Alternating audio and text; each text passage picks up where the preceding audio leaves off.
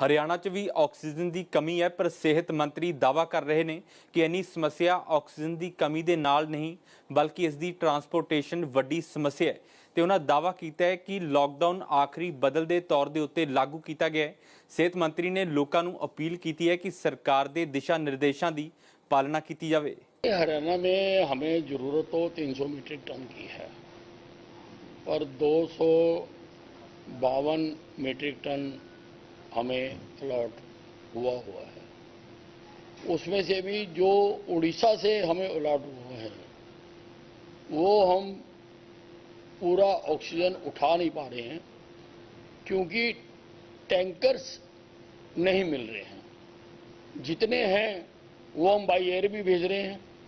परसों हमने 10 tanker by air भेजे हैं, ट्रेन से भी जा रहे हैं, लेकिन टैंकर्स की और कमी है। तो आज की मीटिंग में हमने फैसला किया है कि जहां से भी जल्दी से जल्दी टैंकर्स इंपोर्ट किए जा सकें वो टैंकर इंपोर्ट किए जाएं ताकि उड़ीसा से जो हमें अलॉटेड कोटा है वो हम सारा उठा सकें और वो हरियाणा में यूटिलाइज कर सकें।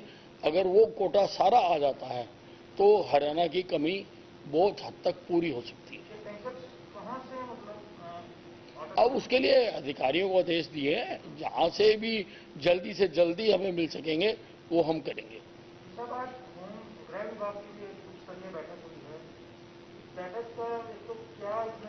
देखिए, लॉकडाउन हमने एक अंतिम विकल्प के तौर पर लगाया और अगर उसमें भी लोग ढिलाई बरतेंगे तो बहुत नुकसान हो सकता है।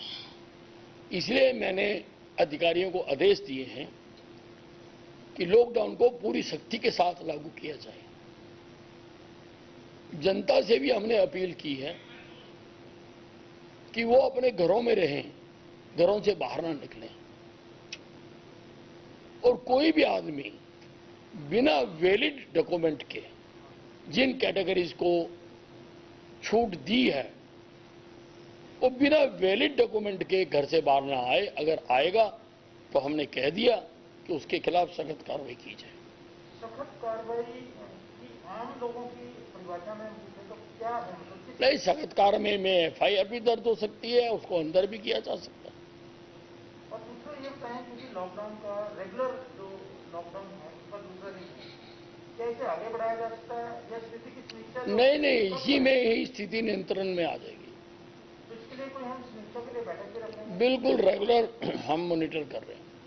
जो ऑक्सीजन की बात है 256 मीट्रिक टन हरियाणा को अलॉट की गई है, लेकिन एक्चुअल में मिल कितनी रही है हरियाणा को, क्योंकि जितनी अलॉट की गई है उतनी नहीं मिलती। मैंने आपको बताया ना कि जो अलॉट की गई है उसमें उड़ीसा का कोटा भी शामिल है जो लगभग 70 मीट्रिक टन का है। हालांकि हम ट्रेन से और भेज के टैंकर मंगवा रहे हैं लेकिन पूरा हम वहां से नहीं उठा पा रहे। उसके लिए हमें अतिरिक्त टैंकरों की जरूरत है। उसी को टैंकर्स उपलब्ध कराने के लिए ही, क्योंकि यहाँ कहीं मिल नहीं रहे हैं तो इंपोर्ट करने के लिए मैंने कहा है। कम से कम 10 टैंकरों की हमें इमीडिएटली जरूरत है। साहब, ये जो ऑक्सीजन लाने से वितरण तक में समय लगता है, वो ये भी कहा है कि जब ऑक्सीजन आ जाए तो सिलेंडर जो है जल्दी से जल्दी भरे जाए। नहीं, उसके लिए बहुत बड़ी टीम लगी हुई है और टैंकर्स को लाने के लिए बकायदा पुलिस पायलट कर रही है और सारा उसको रास्ता साफ करा के दिया जाता है। और आज हमने ये भी फैसला करा है कि हम टैंकर के साथ एक मैकेनिक भी भेजेंगे ताकि अगर रास्ते में कहीं टैंकर खराब हो जाए तो उसको ठीक किया जा सके। और टैंकर को तो हम पूरी तरह से वीआईपी मूवमेंट दे रहे हैं। साहब, ये जिस तरह से राज्य सरकार ने सारे अस्पताल अपने नियंत्रण में ले लिए हैं और ऑक्सीजन का नियंत्रण भी सरकार के पास है, क्या हम माने कि राज्य में इस समय मेडिकल इमरजेंसी जैसे हालात हैं या कोई सारी चीजें नियंत्रण में? नहीं, अब देखिए, ये इतनी बड़ी एक बीमारी आ गई है और इतनी बड़ी संख्या में हमारे पास तो दिल्ली से लगभग 60-70% लोग उपचार के लिए आगे हैं। तो एकदम उसका प्रेशर तो पड़ा ही है, लेकिन पूरी ताकत लगा के हम उसको संभालने की कोशिश कर रहे हैं।